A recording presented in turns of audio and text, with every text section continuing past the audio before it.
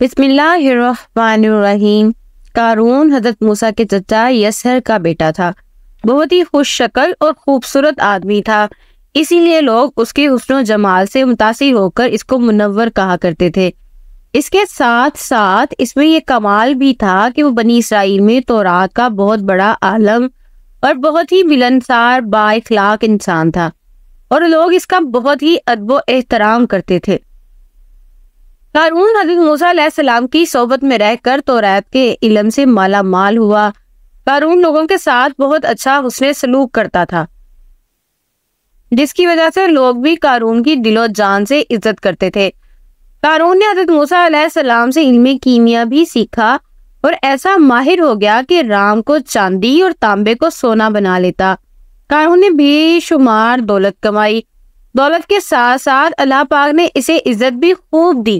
ہر ہفتے کے آخری دن قارون بڑی شان و شوکت کے ساتھ چاندی کا لباس اور سونے کے جوتے اور ہیرے جواہرات سے سجا ہار پہن کر بے شمار گھوڑوں اور لونڈیوں کے ساتھ اپنے محل سے باہر نکلا کرتا۔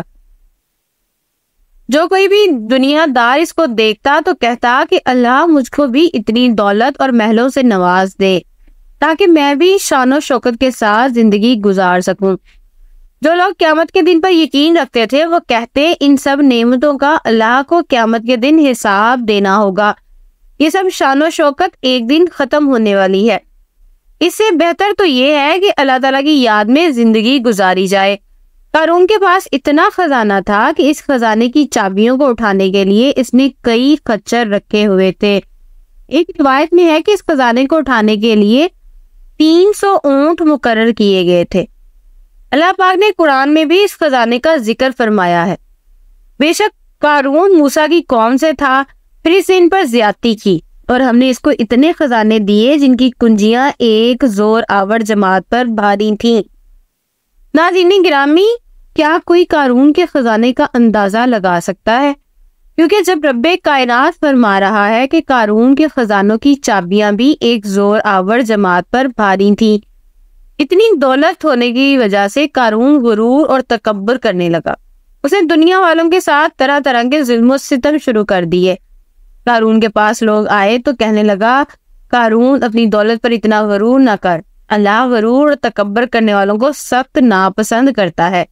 اس بات کو اللہ نے قرآن پاک میں یوں بیان فرمایا ہے، میرے نبی وہ وقت یاد کرو کہ جب قارون سے اس کی قوم کہنے لگی، خزانوں پر اتنا شوق نہ بن کہ اللہ تعالیٰ ایسے شوق بازوں کو پسند نہیں فرماتا۔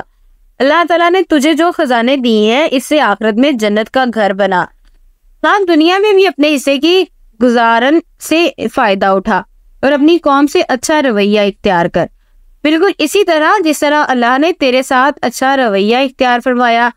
زمین میں ان خزانوں کی بدولت دہشت گردی نہ پھیلا کہ اللہ تعالیٰ فسادیوں کو پسند نہیں فرماتا۔ جواب میں کہنے لگا، مجھے تو یہ مال اس علم کی وجہ سے دیا گیا ہے جو میرے پاس ہے۔ قارون کہتا، مجھ پر اللہ تعالیٰ کا کوئی احسان نہیں ہے، میں نے اتنی محنت کی ہے کہ آج اتنے خزانے کا مالک بن گیا ہوں، مجھ پر اللہ تعالیٰ نے کوئی احسان نہیں کیا ہے، میں تو خود بہت ہی عقل مند انسان ہوں۔ اللہ تعالیٰ کی طرف سے موسیٰ علیہ السلام کو زکوٰۃ دینے کا حکم نازل ہوا۔ جب حضرت موسیٰ علیہ السلام نے قارون کو زکوٰۃ دینے کا فرمایا تو قارون نے کہا، جی بھائی، میں اپنی دولت کا 1000واں حصہ زکوٰۃ ادا کروں گا۔ جب اس نے سارے خزانے کی زکوٰۃ کا اندازہ لگایا تو وہ بہت زیادہ تعداد میں بن گئی، اس لیے اس کے دل میں لالچ آیا تو اس نے زکوٰۃ دینے سے انکار کرتے ہوئے بنی اسرائیل کو کہا کہ حضرت موسیٰ کی کسی بات پر یقین مت کرنا، وہ تمہاری دولت کو زکوٰۃ کے بہانے کم کرنا چاہتے ہیں۔ قارون نے بنی اسرائیل کے لوگوں کو حضرت موسیٰ علیہ السلام کے خلاف کرنے کے لیے ایک چال چلی۔ اس نے ایک عورت کو بے شمار دولت دی کہ تم حضرت موسیٰ علیہ السلام پر بدکاری کا الزام لگا دو کہ حضرت موسیٰ نے میرے ساتھ بدکاری کی ہے۔ قارون نے بنی اسرائیل کو اکٹھا کیا اور حضرت موسیٰ علیہ السلام کے پاس آ کر کہنے لگی، اے موسیٰ، آپ بنی اسرائیل کے لوگوں کو واضح و نصیحت فرمائیں تاکہ وہ اللہ کی طرف متوجہ ہو جائیں۔ حضرت موسیٰ بنی اسرائیل کے لوگوں کے پاس تشریف لائے اور فرمانے لگے، جو چوری کرے گا اس کے ہاتھ کاٹ دیے جائیں گے، جو کسی دوسرے پر بدکاری کا الزام لگائے گا اس کو 80 کوڑے مار کر سزا دی جائے گی۔ اگر کوئی شادی شدہ بندہ زنا کرے گا اس کی سزا 100 کوڑے مقرر فرمائی، اور غیر شادی شدہ زنا کرے تو اس کو اتنا مارو کہ وہ اسی جگہ مر جائے گا۔ قارون کہنے لگا اے موسیٰ یہ سزائیں کس کس کے لیے ہیں؟ حضرت موسیٰ فرمانے لگے قارون یہ سب کے لیے مقرر ہے، چاہے میں ہی کیوں نہ ہوں۔ قارون کہنے لگا کہ بنی اسرائیل کے لوگوں نے آپ پر یہ الزام عائد کیا ہے کہ آپ نے فلاں عورت کے ساتھ زنا کیا ہے۔ جب اس عورت کو آپ کے سامنے لایا گیا تو حضرت موسیٰ فرمانے لگے تجھے اس خدا کی قسم ہے جس نے بنی اسرائیل کے لیے اس دریا کو جاری کیا ہے، اس دریا میں بنی اسرائیل کے لیے راستے بنائے ہیں جس خدا نے توریت نازل فرمائی ہے، تجھ کو اس ذات کی قسم ہے کہ سچ سچ بتا تجھ کو یہ الزام لگانے کا کس نے کہا ہے؟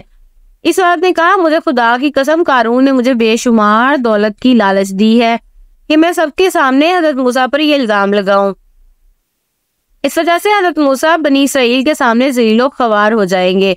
اس عورت کی بات سنتے ہی حضرت موسیٰ علیہ السلام نے اللہ تعالیٰ کا شکر ادا کیا۔